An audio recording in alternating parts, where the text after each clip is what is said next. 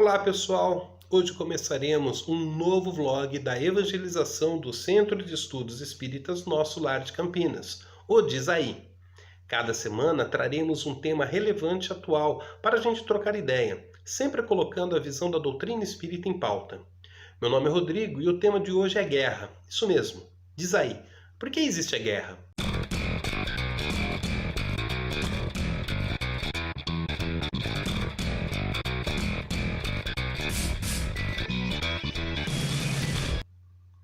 Bom, pessoal, não sei se isso já passou pela cabeça de vocês, mas sempre me perguntei o porquê da existência da guerra. Por que Deus permite tanta barbárie, tanta dor? Como que o homem consegue agir com tanta brutalidade, com tanta indiferença com outro ser humano? Por que as pessoas são levadas a fazer e a participar de uma guerra? Uma outra questão também sempre me intrigou. Hoje, nós vivemos alguma guerra maquiada, disfarçada, que nos impede de percebê-la no nosso dia a dia? Diz aí, o que você acha? Bom, desde os primeiros registros da nossa humanidade, dos símbolos dos homens das cavernas até os dias atuais, percebemos que a guerra, o embate violento entre semelhantes, se fez presente na nossa história. Durante muito tempo, as guerras aconteciam para conquistar ou para proteger um território, pois algumas regiões possuíam terras boas para a agricultura ou estavam em uma posição privilegiada para o abastecimento de uma tribo, e isso atraiu o interesse de outras tribos. Alguns embates também ocorriam para subjugar um povo a fim de transformá-los em escravos, e às vezes com a intenção de exterminá-los. Sim, muitas vezes os povos se viam como inimigos tão ferozes que as guerras eram de extermínio. Nós poderíamos dizer que os homens daquela época eram muito bárbaros, muito brutos, mas que com a evolução intelectual, com a organização da sociedade sendo mais civilizadas, as guerras deixariam de existir, né? Pois bem, não foi bem isso que aconteceu. Tivemos guerras como forma de imposição da soberania de um povo sobre o outro, como uma forma de imposição de uma política, como forma de exercer o poder econômico sobre outros povos. Chegamos a ter e ainda temos guerras religiosas, guerras com causas religiosas. Isso é muito brutal, não é? Como algo que se prega amor, harmonia, tolerância, chega a ser tão intolerante a ponto de fazer guerra para impor as suas ideias e crenças sobre os outros. E hoje nós vemos muitas guerras acontecendo por razões políticas, ou seja, pessoas são colocadas em embates violentos para satisfazer interesses de alguns grupos. Sendo assim, nós podemos ter vários motivos para justificar a existência da guerra pela visão humana, como pela defesa de um território, de um meio de produção, pela busca da liberdade e da tirania, dentre outros. Mas a verdade é que todo conflito violento entre humanos é causado inicialmente pela condição de fraqueza moral, onde temos a vaidade, o orgulho, a ganância e a soberba como pilares negativos para a estimulação e incitação da guerra. E temos vários termos para definir os tipos de guerra, que vocês já devem até conhecer alguns, como Guerra Fria, guerra de nervos, guerra psicológica, guerra tecnológica, guerra biológica, mas todos referem a uma política intimidativa para provocar tensão, medo e desequilíbrio emocional na população, com exigências muitas vezes territoriais, econômicas ou para o simples controle de um povo. O Livro dos Espíritos traz o tema da guerra de forma bem ampla e aprofundada na terceira parte, em que trata da lei da destruição, apontando que a guerra foi classificada pelos espíritos como um de seus agentes para a evolução do espírito, a evolução do ser humano. Os espíritos ainda explicam que a Terra é banhada por guerras pelo motivo de que ela abriga espíritos ainda bárbaros no seu comportamento e selvagens nos objetivos da vida. Nesse estado de barbárie, os povos somente conhecem o direito dos mais fortes, daí vivenciam um estado de guerra permanente, que se vai modificando à medida que o homem progride. Bom, se olharmos ao nosso redor, podemos perceber que existe um trabalho grande para nós e que se faz necessário a evolução moral da população. Uma outra questão que sempre me veio aqui na cachola é que, se é errado matar nas leis de Deus, como que fica a situação do homem que está em uma guerra? Ele será culpado por tirar a vida de outras pessoas? Na pergunta 749 do Livro dos Espíritos, temos a seguinte resposta a essa questão. Não, ele não é culpado quando ele é constrangido pela força, mas ele será culpado pelas crueldades que cometerá. E o que será levado em conta é o sentimento que ele tinha. Ou seja, então nós podemos concluir que o assassinato em si não é o problema numa situação de guerra, mas sim a intenção por trás do ato. Ou seja, se esse ato foi praticado com crueldade e prazer ou se foi praticado pela simples necessidade de sobrevivência. Lembra também que eu questionei sobre a possibilidade de vivermos uma guerra maquiada, uma guerra encoberta? Você já percebeu que muitas vezes, quando algumas pessoas se encontram e perguntam como estão as coisas, tudo mais, às vezes as pessoas falam que estão batalhando.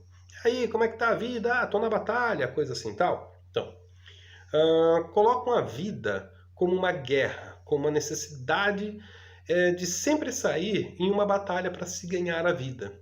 Então, de certa forma, a sociedade na qual estamos inseridos nos condiciona a vivermos uma guerra constante pela sobrevivência. Nossa, sobrevivência dos negócios, dos empregos, das conquistas dos bens materiais.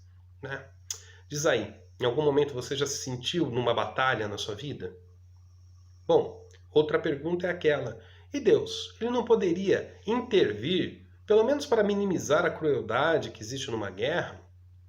Leon Denis, no livro O Mundo Invisível e a Guerra, diz que, do ponto de vista material, Deus poderia sim impedir a guerra. Porém, do ponto de vista moral, ele não pode fazer, visto exigir uma de suas leis supremas que todos nós, indivíduos e na nossa coletividade, suportemos as consequências de nossas ações. Ou seja, se você fez o mal, você terá que reparar esse mal com o bem. Então, para se acabar com as guerras é preciso que o homem tenha ciência, consciência de que a violência gera violência e que só o amor poderá dar ao espírito a paz e a harmonia que precisa. Ou seja, é a lei da reforma íntima que cada indivíduo precisa fazer. Mas como a reforma íntima é algo lento, pois exige da gente uma severa mudança de hábitos e do entendimento do que somos, do que nós somos, a nós espíritas cabe um papel de suma importância, que é fazer muita prece, vigiar os nossos pensamentos e vibrar paz.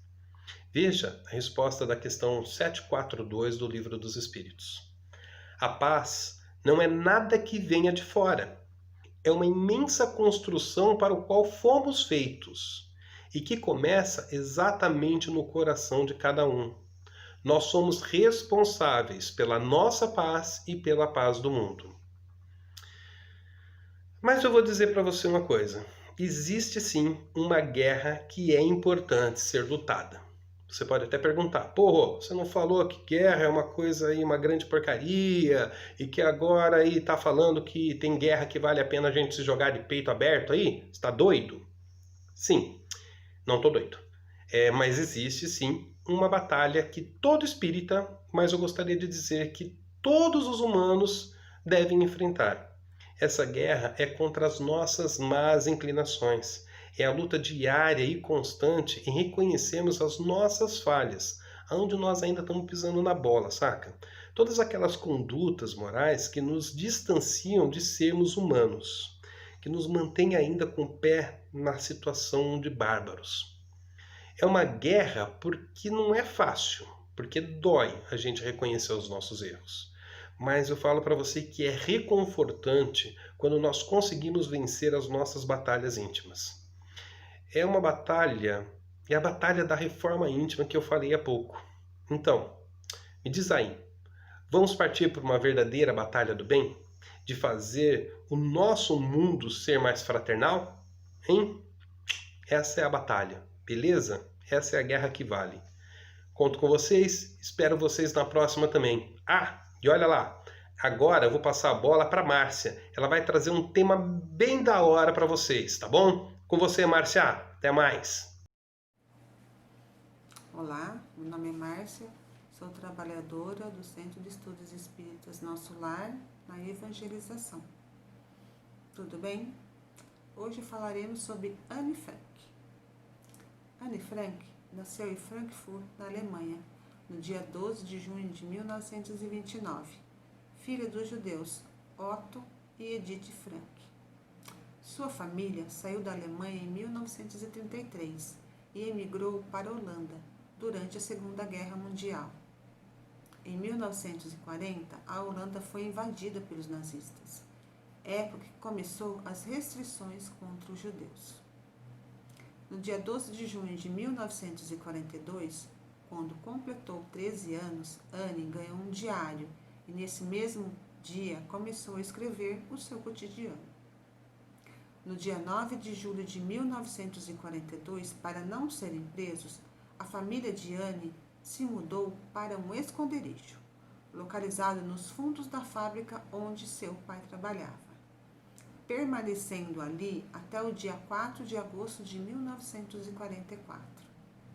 Anne Frank relatou em seu diário os conflitos de uma adolescente e a tensão de se viver escondida, sobrevivendo com comida armazenada, ajuda recebida de amigos, o sofrimento da guerra, os bombardeios que aterrorizavam a família e a possibilidade de serem descobertos.